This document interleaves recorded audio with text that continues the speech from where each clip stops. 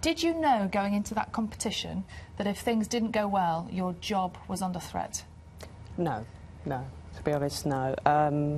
No, it is what it is, and here I am today. So, would you say you were shocked by that decision? Well, obviously, I'm not in a position to speak about my former employee. I don't think it's appropriate. It's confidential and something that I don't really want to discuss. But as I said, you know, it's well documented. I think everybody saw we didn't do particularly well.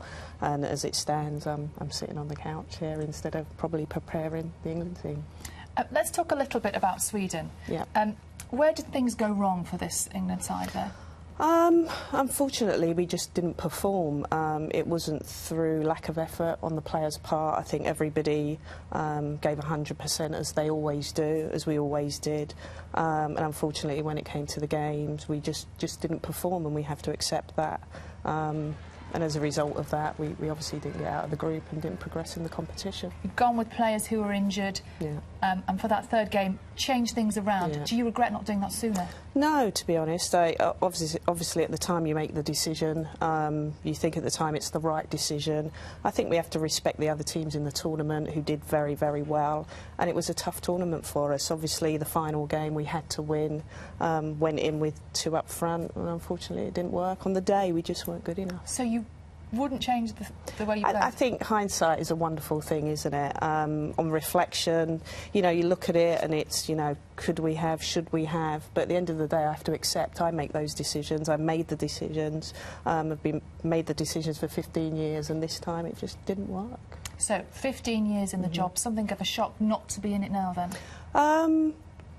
It's different. You know, obviously I was on the road for 15 years, enjoyed the job immensely, but now that tenure's over, it's very different. I'm adjusting.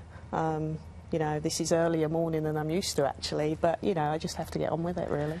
And over the years, you had talked around the subject, perhaps, of taking on a different role with the FA, a technical director's job, perhaps, or a kind of an umbrella role within women's football, with the Football Association. Are you disappointed not to be doing that now? Well, I think, you know, I'm just disappointed not to be part of the FA. I think, you know, that's well documented, what happened. You know, they wanted a fresh outlook. I have to respect that. Obviously, my skill set is in football. I loved working in the game, and hopefully there'll be other opportunities in the future. Would you have taken that sort of role? Depended what the role was, really. But as it stands now, I'm not in that role. It's not up for discussion. There's no point in going there.